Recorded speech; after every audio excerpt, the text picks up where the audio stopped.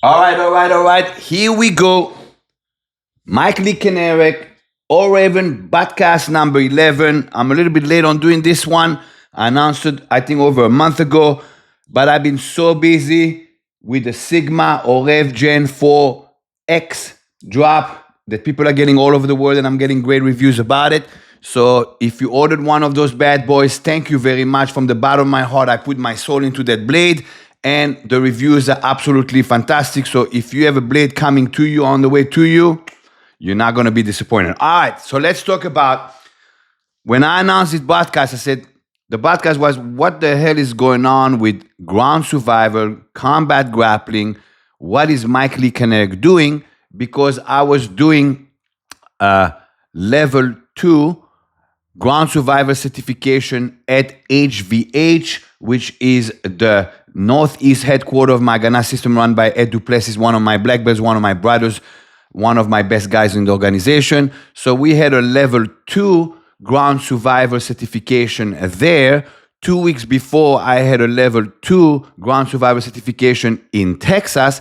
And 4 weeks before, I had a level 2 ground survival certification here at Warrior Strength, the fountainhead of my system. So this podcast is going to have 2 portions. Portion number 1, the Brazilian Jiu-Jitsu connection to HagAnaH. 2, do you need Brazilian Jiu-Jitsu for street fighting, and what demographics absolutely need to train in Brazilian Jiu-Jitsu? All right, so here we go. My Brazilian Jiu-Jitsu journey started in 1996. A Taekwondo school in Pembroke Pines brought in Colin Gracie. Colin Gracie, here it is. I'll show you. Colin Gracie is the son of Carlos Gracie from his third wife, and he is the guy that used to train with the Machados when they were young. He is the brother of Helion Gracie, which is considered one of the Gracies who has the best guards in the game. And a Taekwondo school was bringing him for a seminar, and me and one of my dear friends and one of Joe Louis' black belts and one of my training partners back in the 90s named Efren Ruse. He's right now in Miami. He became a grappling sensation. He's a Marine. He shoots a lot. He thinks just like me. He's a great guy. He pushed the grappling. I pushed the striking. But one of my favorite fucking human beings in the fucking universe. Really good guy. So me and Efren went to that seminar. It was at a Taekwondo school. When we got there, that Taekwondo school was very successful. At that time, it was a more successful Taekwondo than mine. And I was big, I think on about 250 students. That school had more students. It was much more commercial. So I was expecting I'm going to get there. It was the first time a Gracie came to South Florida to teach on a seminar. So I was expecting it's going to be like 50, 60 people. We show up, and there's literally only 5 people signed up for the seminar. So the Gracie was confused because, the guy sold him, I have a big school, lots of students and that. But only 5 people signed up for the seminar because nobody at that time knew what Brazilian Jiu-Jitsu was in South Florida. You're talking 1996, that's 30 years ago. Yes, Mike Lee Keneric has been doing Brazilian Jiu-Jitsu for 30 years, okay? So we show up, and it's only 5 people. So the owner of the school is all pissed off. And then his wife was running the business, and they were talking about canceling the seminar. So I went up to him and said, you can't cancel the seminar. You brought this guy from Brazil and this and that. It's a fucking Gracie. Let's just do the seminar. It is a loss. It is what it is. You had to pay him for the seminar, this and that. So essentially, me and Efren and 3 other guys got a semi-private Brazilian Jiu-Jitsu seminar from Colin Gracie for fucking 3 hours. It was, if I say the word fantastic, I can't even describe what it was. It was not only was Gracie, he brought with him 2 assistants. One guy was a blue belt. He nicknamed him Canada, okay? And one other guy was a purple belt at that time. He became a UFC fighter. I think his name is Fabio Fabio, this and that. And so we had the Gracie, one of his purple belt that was a UFC fighter, upcoming UFC fighter at that time, and one blue belt for 5 people to do the seminar. We literally got like a private fucking seminar. So during the seminar, at that time I was still very young, so it was different. And I was, I was fucking Israeli commando, this and that, and I'm rolling with Canada, the blue belt, right? And I'm thinking, I'm a black belt in Taekwondo, I'm a black belt in this, I'm a black belt in that, I'm an Israeli commando, this is blue belt. Well, what is he going to do to me? I got schooled on the ground. I couldn't believe it. And Crawling was laughing. Oh, Mike Lee, commando, more strong, more power. And I was going stronger and stronger. And he was setting me up because on the ground, strength is not that good. You have to have technique. So that's how I started Brazilian Jiu-Jitsu. Then Crawling stayed in South Florida for 6 months. And me and Crawling were doing private classes for 6 months because I wanted to learn how to escape the ground. So I said to Crawling, okay, Crawling, I don't care about ground, about submitting people. I want to be able to defend. He says, Mike Lee, how can you defend what you don't know? I have to teach you the submission, the armbar, the choke before I can teach you how to protect it.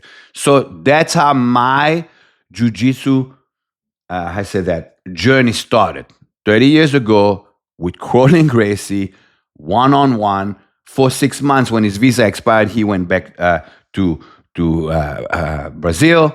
But he's the one who pioneered Brazilian Jiu-Jitsu in South Florida. Then it started flourishing, and now Brazilian Jiu-Jitsu is really big in South Florida. Okay, so when he left, I said to him, okay, so where do I go to train? Where do I go to train? He says, seek out the Machado brothers, because I taught them in Brazil, and they're really good teachers, and they're really good at what they do. A seminar was coming up with Higan Machado in Sarasota, and Paul, I always forget his name, the guy that Derek Sierra is his black belt under, okay, the guy that was a shooto fighter, one of his black belts was there, Paul, okay, and I met there, and it became history. There's a fucking picture from that seminar. I met there Marcos Santos. Okay, so Marcos Santos, the seminar with Higan was amazing. Paul Folsom. Okay, so the seminar was amazing, but this guy saw me struggling or not. And I said, he saw me struggling with a couple of techniques, because to me, Brazilian Jiu-Jitsu never came natural. In other words, as a commando, as an Israeli commando, as a kickboxer, as a Muay Thai fighter, as a guy that likes striking, it didn't come to me naturally. So he started helping me.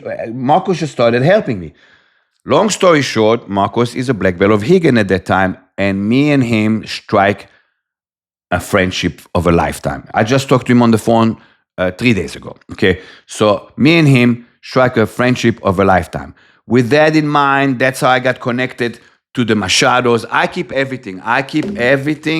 Like if you know me, I keep everything in record, right? And I strike a relationship with the Machados. I absolutely love Higan. Higan is a great guy to hang around. I think, to me, my hero of the Machados, okay, here we go. You got the Machados brothers right there, okay, the Machado brothers.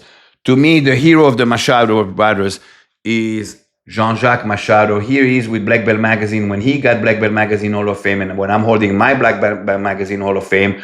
So at that time, I was a purple belt. That was in North Carolina at a Machado camp. So I absolutely love Higan. He's fine to hang around. Jean-Jacques is amazing. To me, he's almost like my hero in Brazilian Jiu-Jitsu, because he's got the handicap of the hand, but he became a world champion, like amazing. I think Carlos is the best teacher of that family, because he's very meticulous in how he teaches. John is very similar to the Israeli mentality, because he's very I don't want to say street fighting, but he's very into self-defense. And then you have Roger, that's like the Zen guy, right? So that's my Brazilian Jiu-Jitsu background, okay? 15 years ago, I was promoted to brown belt under Marcos Santo. And to me, when people ask me, who's your Brazilian Jiu-Jitsu teacher?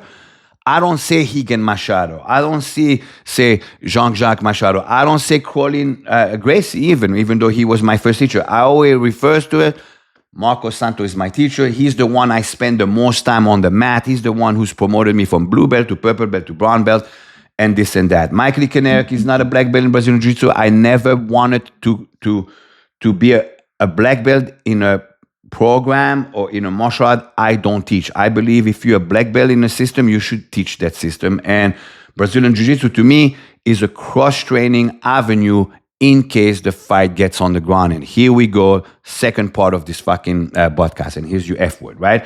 Second part of this podcast, do you need Brazilian Jiu-Jitsu for a street fight? Okay, it depends who you are. It depends who you are, okay? Brazilian Jiu-Jitsu have been promoting every fight gets to the ground. Or in MMA, every fight gets to the ground. Okay, every fight does not get to the ground. Many fights do get to the ground if you've been taken down to the ground. After I did Brazilian Jiu-Jitsu for a long time, I reached out to one of my brothers in my organization, John Clark, which is a wrestler, and I said, I need takedown defense so wrestlers don't take me down, and I invested in that. So if I get in a street fight and they try to take me down, I have a solid, good takedown defense against the wrestlers or the brawlers, because most brawlers end up doing like some kind of wrestling takedown on the street. There's no clean judo takedowns on the street. There's no clean sambo takedowns on the street. There's definitely not aikido, hapkido shit like that on the street, okay? And they can argue with me till fucking tomorrow. That shit is for the movies, okay? And we all try to fucking do aikido when Steven Seagal came with Above the Law and he was running all goofy, right? So to me, you need to know takedown defense of wrestlers, because that's how the brawlers do it and that's how it happens in the street. So in the street fighting wise, not all fights end onto the ground, but you must have Brazilian Jiu-Jitsu background for insurance in case it takes you down to the ground. That's why when I teach grappling, I call it ground survival. Survive the ground, get the fuck back up on your feet and continue the fight. That was back to what I asked from crawling originally. I just want to escape. I just want to know how to escape. Okay. So that to me, in a street fight, as you defending yourself, you need to educate yourself. I always have the formula. You need to be a blue belt in Brazilian Jiu-Jitsu for understand self-defense. That if somebody takes you to the ground, you're not a fish out of the water. So if you're serious about self-defense training, you should seek out a solid, good Brazilian Jiu-Jitsu instructor and become a minimum of a blue belt. Really should be a purple belt, but if you're a solid blue belt for self-defense, you're good. Now, let's talk about the police officers. The police officers, in my opinion, and I spend I spend a lot of time with, with police officers. My best friend Sap is a police officer. Ed Duplessis is law enforcement. I love the blue. HagAnaH will always back the blue. They're the guy that patrol at night so you can sleep good at night. So here we go. If you're a police officer, you absolutely need Brazilian Jiu-Jitsu training. Why? Because the mentality is take him down to the ground to handcuff him. When I did my training contract to NYPD, I came there and I taught them fight curriculum, up to taking them down to control. And then I said, from this moment on, you take over with your handcuffing technique. I'm not a handcuffer type of guy. As a matter of fact, and if you know me, I'm the guy that always educate myself. My last formal Brazilian Jiu-Jitsu training was in 2023 under Gustavo Machado, and it was a handcuffing procedure seminar because I like training. Okay, so to me, if you are a police officer, yes, you need Brazilian Jiu-Jitsu because your mentality will be take him down to the ground and apprehend him, control him, and handcuff him. So yes, police officers need Brazilian Jiu-Jitsu. Self-defense, you need to know the basics. You don't have to be only Brazilian Jiu-Jitsu, and if you're only Brazilian Jiu-Jitsu for self-defense, it's actually a hinder. And that's what I think about Brazilian Jiu-Jitsu for self-defense, and that's the connection of Brazilian Jiu-Jitsu with HagAnaH. All right, guys, Michael Keneric, All Raven podcast. Next one will be number 12. It's a special one. Number 12 is a special fucking number.